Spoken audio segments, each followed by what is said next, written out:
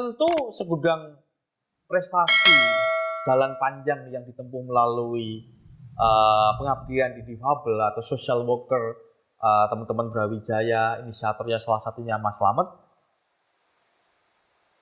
Banyak pihak yang sudah mulai melek difabel atau tingkat inklusivitasnya sudah mulai aware lah ya.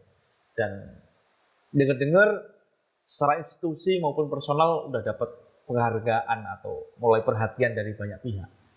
Siapa saja itu, Mas? Ya, saya sangat berterima kasih karena apa yang kita lakukan ternyata ada yang memperhatikan, kira-kira begitu.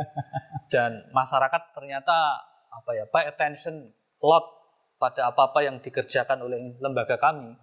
Jadi lembaga kami memang banyak bekerja sama dengan institusi dalam konteks misalnya penyaluran difabel dalam dunia pekerjaan. Kita pernah bekerja sama dengan Jawa Pos, dengan BLK, terus dengan ILO juga pernah kita melakukan mapping masalah dan bekerja sama dengan British Council juga pernah, termasuk institusi ormas agama, organisasi kemasyarakatan keagamaan juga pernah kita melakukan kerjasama.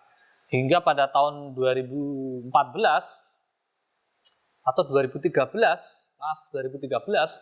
oleh Kemendikbud kita diberikan Inclusive Award. Inclusive Award?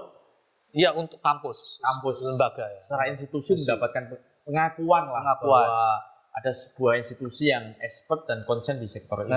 Ya. Tentu tidak gampang, selain jarang pelakunya, mulai dari nol, pindah kota, sampai menemukan karakter pintu masuk berbuat inklusif, perlu banyak pihak yang diajak kolaborasi. Kang Slamet beserta tim kan jaringannya cukup luas dan salah satunya melalui pintu keagamaan. Ormas yang sering digandeng. Jadi kita berpikir pada saat itu adalah bahwa masyarakat Indonesia ini adalah masyarakat yang sangat religius. Agama itu sangat berperan penting di dalam perubahan masyarakat. Kenapa kita tidak menggunakan agama? Terlebih lagi banyak sekali penyandang disabilitas yang saat itu susah sekali dalam mengakses, terlibat di dalam keagamaan. Contohnya mau ikut Jumatan, tapi masjidnya tidak aksesibel untuk kursi roda, tempat wudhunya licin, ada bahkan banyak di antara masjid-masjid itu yang ada kolamnya. Itu kalau pakai tongkat bisa berbahaya dan seterusnya. Ada masjid yang bahkan lantai bawah itu perpustakaan, kalau yang masjidnya itu lantai atas. Nah itu kalau mau Jumatan bagaimana? Atau mau sholat bagaimana? Itu juga menjadi perhatian.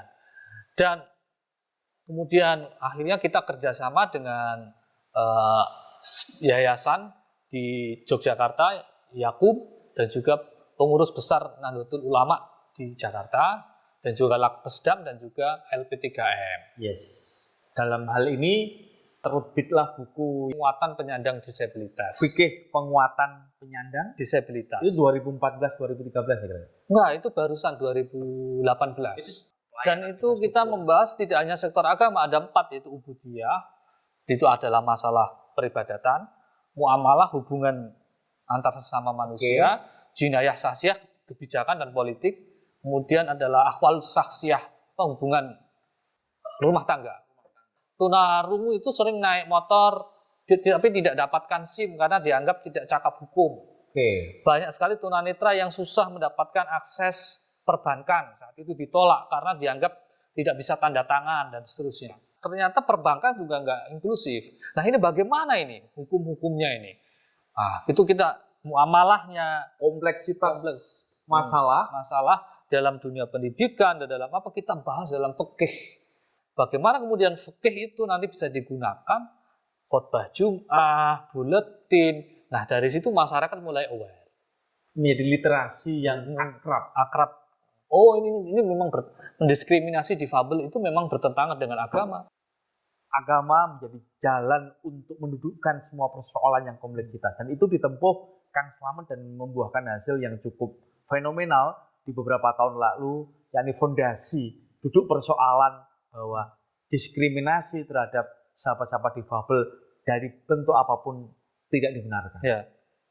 Sehingga dorongan-dorongan untuk mendapatkan akses akses di semua sektor itu harus dipercepat Ya. dan regulasi juga harus ditata. Nah, sebelum bicara tentang Indonesia ramah difabel, kemarin mendapatkan penghargaan dari PBB katanya. Benar sekali, tapi sayang saya tidak bisa ke sana karena saya harus ada urusan di Jakarta yang sangat penting. Teman saya yang berangkat ke sana, jadi oleh PBB namanya Zero Project Program, itu dianggap inovasi dan apa yang telah dijalankan oleh institusi kami, Pusat Studi dan Layanan Disabilitas itu memberi peran banyak terhadap perubahan dan role model terhadap inklusif. Gitu. Khususnya terhadap penyandang disabilitas. Khusus di sektor pendidikan atau secara umum itu? Sektor pendidikan dan secara umum juga. Kemudian kita didapat panggilan dan diundang di sana, dites dulu, disuruh presentasi dan akhirnya terpilih dan kita menjadi 60 dari mereka yang di dunia. Di dunia ada yang dari India, ada yang dari Israel, ada yang dari mana-mana di Amerika dan seterusnya yang membuat perubahan. Menurut Kang Slamet, Indonesia ini sudah ramah difabel belum sih? Sedang menuju untuk ke sana, tapi ya masih panjang, masih jauh. Ya. Jadi pertama-tama yang kita asumsikan itu adalah bahwa Bhinneka Tunggal Ika ternyata itu banyak. Kan Bhinneka Tunggal Ika itu kan selama ini dianggap suku, agama, ras. Ada juga perbedaan, yaitu perbedaan bentuk tubuh, perbedaan cara jalan, perbedaan cara belajar. Itu bagian dari keanekaragaman yang harus kita akomodir dan kita sediakan, kita lindungi haknya juga. Toleransi juga masuk dalam sana. Nah iya, inklusivitas juga masuk di dalam sana. Dan dia punya hak yang sama untuk mengakses perbankan, untuk mengakses transportasi, mau ke pasar, mau ke ibadah, dan dimanapun itu selama dia menjadi warga negara Indonesia. Kalau disuruh milih antara angka 1 sampai 10, Kang Slamet memberi angka berapa? Untuk inklusivitas di Indonesia? Yes. Masih 6. Masih 6 lah, cukup lah. 6 nggak her lah. Ya, tetapi masih ada banyak yang harus dikerjakan di sini, terutama di wilayah pedesaan, di wilayah yang bukan kota-kota besar. Di kota besar juga masih banyak PR, banyak sekali fasilitas publik yang belum ramah penyandang disabilitas. Belum ramah. Atau sudah ada tetapi fungsinya? Sudah ada, tapi itu tidak betul-betul ramah. Atau ada yang malfunction, yang salah penggunaan. Contohnya misalnya ada guiding block di pinggir jalan digunakan untuk jualan, digunakan untuk parkir motor. Andai saja di depan sana itu ada para kepala daerah, apa yang ingin Mas Slamet sampaikan? Saya ingin mengatakan bahwa bicara soal disabilitas itu bukan bicara soal saya, atau bicara soal teman-teman kami. Tapi ini bicara soal Anda. Siapapun di dunia ini punya potensi menjadi penyandang disabilitas. Bahkan pilihannya itu hanya 2. Menjadi difabel atau mati muda. Nah, kok bisa begitu kan? Kenapa?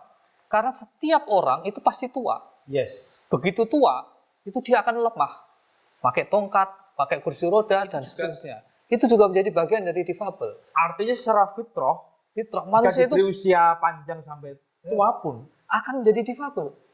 Jadi bicara soal difabel itu bukan tentang saya, tapi tentang kita semuanya. Sekarang gini, pemerintah menerapkan kebijakan BPJS itu kan untuk melindungi kemungkinan yang terjadi kalau sakit.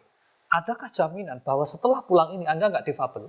Maka sebenarnya membenahi Indonesia dengan infrastruktur yang baik, inklusif, dan tidak memberikan stigma terhadap kita, itu adalah jaminan kepada diri kita sendiri. Artinya mempersiapkan.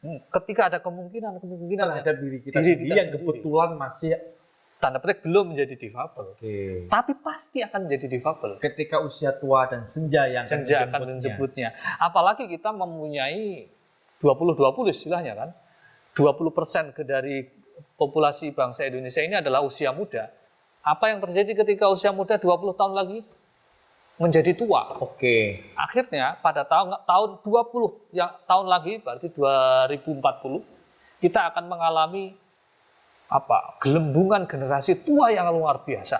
Dan kalau bangsa ini nggak berbenah, maka kita akan menjadi bangsa yang ya akan sama saja mendiskriminasi diri kita sendiri. mendiskriminasi diri kita sendiri adalah cara pandang yang harus ditanamkan. Bahwa bicara difabel bukan persoalan orang yang sedang mengalami, tetapi itu membicarakan kita sendiri, mempersiapkan kita sendiri di esok tua nanti. Ya, kira-kira gitu. Kang Slamet sering bicara begini, jangan kasihani gua, mending lo doain dan beri gua kesempatan. Untuk sering banget. Jadi apa yang memotivasi Kang Slamet sering bicara itu? Karena pada prinsipnya difabel itu selama bertahun-tahun di Indonesia itu pendekatannya adalah charity. Dikasih uang, pinggir jalan, dianggap kelompok yang tidak mampu, sesuatu yang inspirasi. Maksudnya dalam tanda petik dia difabel menjadi dosen itu inspiratif banget. Semua orang bisa melakukan itu tanpa harus menjadi difabel. Kenapa ketika difabel itu menjadi inspiratif? Kan enggak. Jadi akhirnya ini adalah difabel adalah bagian dari perbedaan. Ketika dia melakukan sesuatu bisa, ya kenapa tidak diberi kesempatan? Nah, jadi ya seperti hanya perbedaan sebagaimana rambut, sebagaimana pilihan warna kulit dan seterusnya. Artinya tidak ingin bahwa mentang-mentang kebetulan difabel mengerjakan ini dianggap luar biasa. Iya. Padahal keluar biasaan itu bukan karena difabilitasnya, tapi karena memang kemampuan. Ya karena sebagaimana orang yang lain. Nah, boleh dijat itu luar biasa kalau memang luar biasa bukan karena disabel. Artinya stereotip itu Kang Slamet ingin pelan-pelan menyampaikan. Letakkan kasihan pada tempatnya. Ya, mungkin kasihan itu akhirnya adalah apa? Menomorduakan. Kalau mau berkelamaan akan membuat kecil hati dan menganggap bahwa memasang infrastruktur yang aksesibel itu karena kasihan. Oh enggak, itu kewajiban. Misalnya saya adalah seorang gubernur misalnya gitu. Saya membuat program sekolah inklusif karena saya kasihan. Oh enggak benar, itu adalah kewajiban. Yang penting kita bergerak terus mencapai apa yang kemudian disebut tadi Indonesia inklusif gitu. Indonesia inklusif.